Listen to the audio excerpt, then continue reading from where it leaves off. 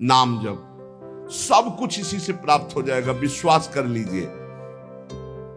तो लोग पूछते हैं कौन सा नाम जप करें, तो पहली बात है कि जो आपके गुरु ने नाम दिया है वो नाम जप करो। यदि आपने गुरु नहीं बनाया तो जो नाम आपको भगवान का प्रिय, गोपाल शास्त्र नाम में 1000 नाम है, विष्णु शास्त्र नाम में 1000 नाम है, राम कृष्ण हरि शिव, जो नाम आपको प्रिय हो नाम जप करो। वो आपको गुरु से मिला देगा, गुरु मंत्र दिलवा देंगे, वो आपको भगवत प्राप्ति का सब वही नाम करवा देगा। आप शुरू तो करो नाम जप करना। जिनको सौभाग्य से गुरु मिल गए हैं, अपने गुरु के द्वारा दिए हुए नाम पर आसक्त हो जाओ।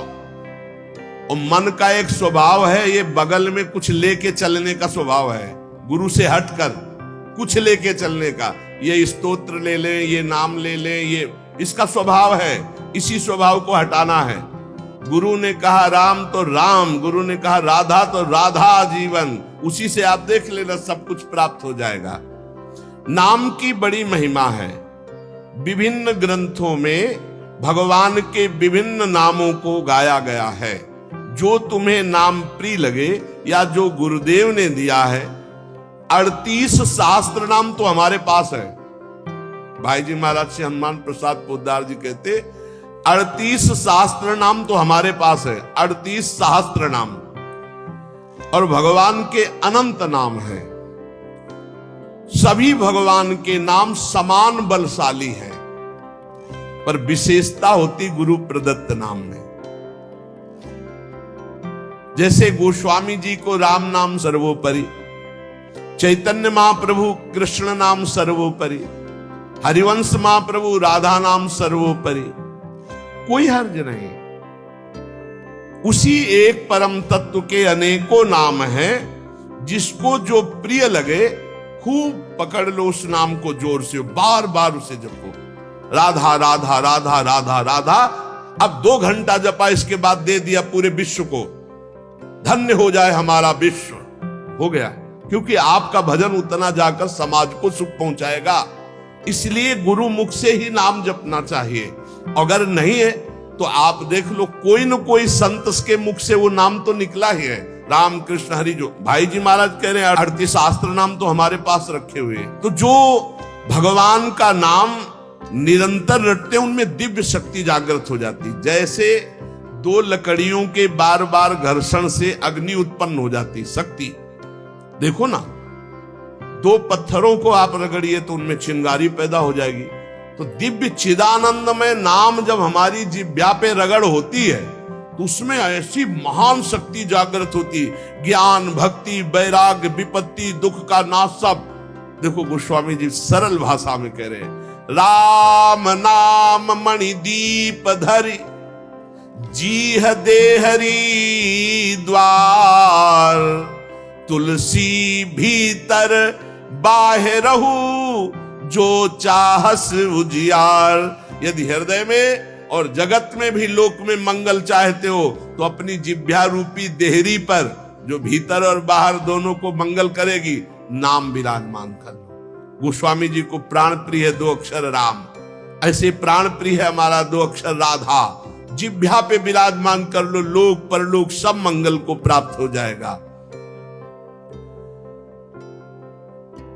जो संसार में नाम जब कर रहे तो उनको ऐसा ज्ञान हो जाता है, जैसे गोस्वामी तुलसीदास जी कहते हैं, मैं तो ही अब जान्यो संसार, बानी न सकई मोहि हरि के बल, प्रगट कपट आगार। मैं तो ही अब जान्यो संसार, ए संसार मैं जान गया तुझे। संसार अब तू कपट का आगार कभी मुझे बांध नहीं सकता, क्योंकि मेरे पास भगवान नाम जप के प्रभाव से वो ज्ञान हो गया। वो ज्ञान हो गया कि अब तो मुझे नहीं बांध सकता। सर्वत्र भगवत दर्शन, तीसरी बात आई। पहला आया अपने इष्ट के अनन्य, दूसरा कैसे हो तो बोले निरंतर नाम जप करो, और तीसरा सर्वत्र भगवत दर्शन। ये सर्वोत्तम बात है। चाहे वो चांडाल हो, पशु हो, पक्षी हो, जड़ हो, चैतन्य हो, जहां तुम्हारी दृष्टि पड़े तो उसमें देखने की कोशिश करो, इसमें भगवान श्री हरि विराजमान है। सकल जग हरि को रूप निहार, हरि को रूप निहार। हरि बिनु विश्व कतहु को नहीं, ये मिथ्या भ्रम संसार। सकल जग हरि को रूप निहार। जैसे दूर से पड़ी हुई रस्सी सांप दिखाई देती है, ना सांप पहले था ना बाद में रहेगा, बीच में भास रहा है, और बीच में है रस्सी, भास रहा है सांप। ऐसे ही ये संसार पहले नहीं था, बाद में भी नहीं रहेगा, बीच में भास रहा है, और है श्री कृष्ण, है प्रभु, और भास रहा है संसार। तो सकल जग हरि को रूप निहार। हरि बिनु विश्व कतहु कोऊ नहीं, ये मिथ्या भ्रम संसार। ये झूठा भ्रम हो गया, ये स्त्री है, पुरुष है, जड़ है, चैतन एकमात्र भगवान बना हुआ है। अलख निरंजन, जो हम देख नहीं सकते, अलख लख नहीं सकते, वो अलख। और निरंजन जो त्रिगुणातीत मायातीत है, वो साक्षात सामने बैठा हुआ है। अलख निरंजन सब जग व्यापक, सब जग को आधार।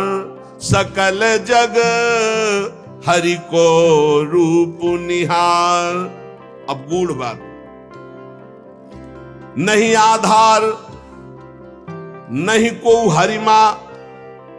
भगवान कह रहे यो माम पश्यति सर्वत्र सर्वम च मयि पश्यति। जो सब में मुझको देखता है और मुझ में सबको देखता है, वो मेरे नेत्रों से कभी ओझल नहीं होगा, मैं उसके नेत्रों से कभी ओझल नहीं होगा। और एक श्लोक आता है कि मैं किसी में प्रवेश नहीं हूं, कोई मेरे में प्रवेश नहीं। वही यहां कह रहे, नहीं आधार नहीं को हरि महा। अब क्या मतलब है इसका? बोले इसका मतलब है जैसे कहा जाए बर्फ में पानी नहीं है और पानी में बर्फ नहीं है, बात कैसी रहेगी? क्योंकि बर्फ ही पानी है, पानी ही बर्फ है, भेद ही नहीं है। तो कहा जाए बर्फ में पानी प्रवेश नहीं कर सकता और पानी में बर्फ प्रवेश नहीं कर सकती, उसकी अलग सत्ता नहीं। बर्फ ही पानी बनी हुई है, पानी ही बर्फ है, कोई अंतर नहीं।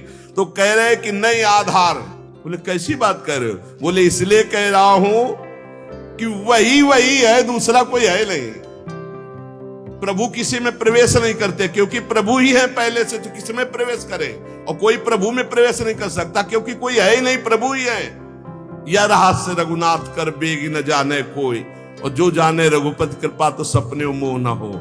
स्वयं हरि जगत बने हुए हैं, सब कुछ ये हरि बैठे हैं। बस ये नेत्रों का हमारा दोष हट जाए, चश्मा बदल जाए, केवल हरि है। सिय राम मैं सब जग जानी, मानी नहीं, जानी, जान के, देख के।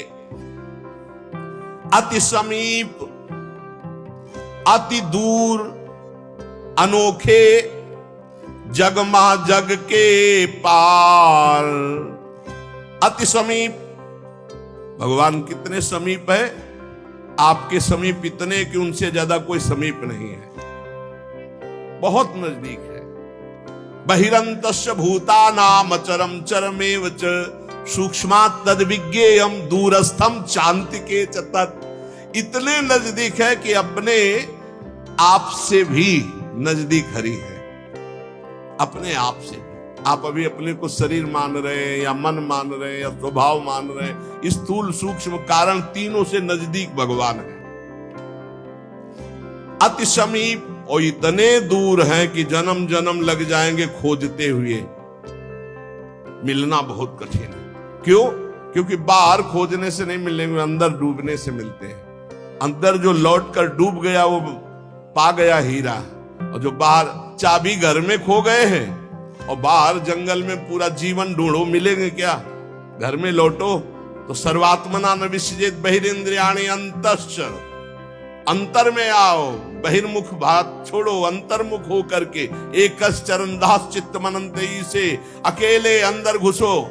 कुछ लेके नहीं जाओगे, प्रेम गलियत साकरी, जितने संबंध सब ये बोझा है, नहीं ले जाओगे अंदर। अंतर्मुख अकेले होकर असंगो हम, और फिर ढूंढो तो मिल जाएगा, वही मिल जाएगा। और जब वो मिलेगा तो ढूंढने वाला नहीं रहेगा, केवल वही वो है।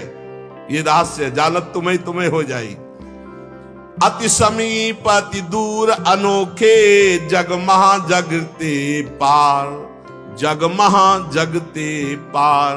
अति समीप अति दूर, जो अनुभव करना चाहो, हमारे प्रभु की यही मानता है। इस खंबे में है तो यही मिलेंगे आपको, और हृदय में है तो यही हृदय में मिलेंगे, और बद्री नारायण में मिलेंगे तो बद्री नारायण में ही मिलेंगे। जहां जैसी भावना करोगे वैसे ही भगवान मिलेंगे, और सर्वत्र है तो सर्वत्र फिर यहां भी है। पय घृत, कैसे भगवान समाये हुए हैं, जैसे दूध में घी। पय घृत, अब दूध में पूड़ी बनाओ, नहीं बन पाएगी। अब प्रक्रिया है, दूध को दही जमाओ, दही का मंथन करो, मक्खन निकालो, मक्खन को सिराओ, घी आ गया। ऐसे ही गुरु प्रदत्त साधना के बिना यह दृष्टि नहीं प्राप्त हो सकती। सर्वत्र श्री भगवान है। भगवान कैसे समाये हुए? पय घृत, दूध में घी के समान। पावक काष्ठ, जैसे अग्नि और लकड़ी। लकड़ी में कहीं अग्नि है, लेकिन घर्षण करो, अरण्य मंथन उसी को तो कहते हैं, लकड़ी के घर्षण से अग्नि पैदा हो जाती है। बोले बीज महा तरु, जैसे बीज में वृक्ष समाया हुआ है। फल पल्लव डार, जैसे एक छोटे से बीज में पूरा वृक्ष है, उसकी डाल भी है, उसका पत्ता भी है, उसका फल भी है, लेकिन उसको जब आप भूमि पर प्रक्रिया से गाड़े, बीज अंकुरित हो, तब आपको यह अनुभव में आएगा।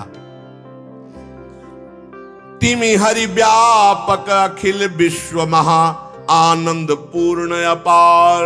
आनंद समुद्र भगवान ही सब रूपों में व्याप्त है। यही विधि एक बार निरखत जो, भव बारिधि होए पार। एक बार ये दृष्टि आ जाए कि सर्वत्र भगवान है, वो भव समुद्र से पार हो गया। पर इस दृष्टि में बड़ा धैर्य की जरूरत है, क्योंकि जहां आपकी दृष्टि हुई तहां माया अपना रंग शुरू कर देगी। सुख दुख लाभ हानि, चिरजीवन मृत्यु, मान अपमान, जो सभी तुम्हारे खेल, सभी में भरे तुम ही मेरे भगवान, वो देख सकता है। जब देखने चलोगे ना भगवान को, तो ये द्वंद्व अपना आक्रमण करेंगे। कभी सुख फंसा लेगा, कभी दुख, कभी लाभ, कभी हानि, कभी मृत्यु का भयावा, कभी मान, कभी अपमान। जो इन सब में भगवान को देखता है वही निकल पाएगा। बड़ा कठिन है जब कोई अपमान करे उसमें भगवान देखे।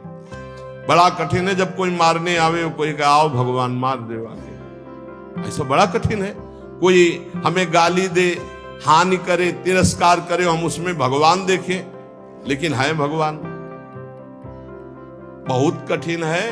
भगवान एक ऐसी स्थिति दे तभी होता है, नहीं तो ऐसे।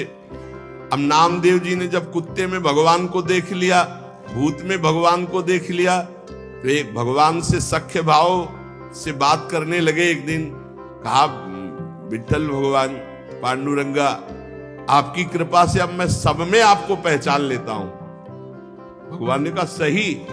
बोले आप किसी भी रूप में छुपो, अब हम आपको पहचान लेंगे। भगवान मुस्कुरा दे। बातचीत करते थे भगवान पांडुरंगा जी, विठ्ठल भगवान।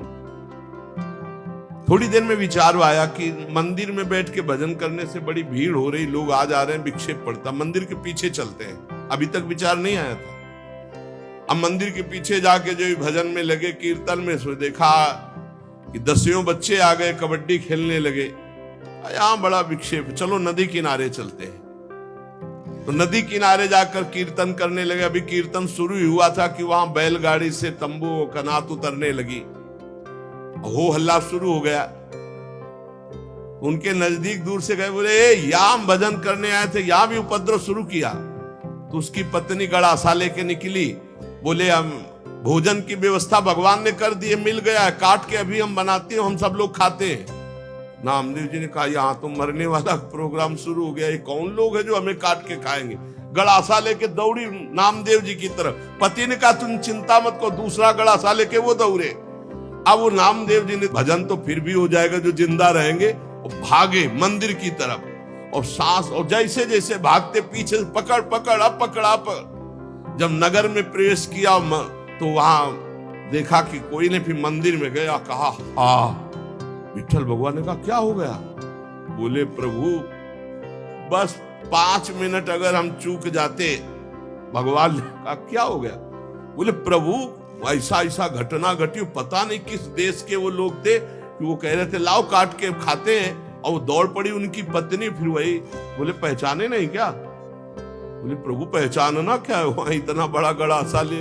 बोले रुक्मिणी जी वो थी और मैं था, और कौन था? और कोई दूसरा थोड़ी था। बोले अगर मैं छुपना चाहूं तो तुम मुझे पहचान। बोले प्रभु प्रभु सोई जाले जी देव जलाई जालत तुम्हें। भगवान ये कभी अहंकार न कर ले कि मैं बड़ा भगत बन चुका हूं, सब में भगवान देखता हूं। ऐसा रूप लेके आएंगे कि समझ ही नहीं पाओगे।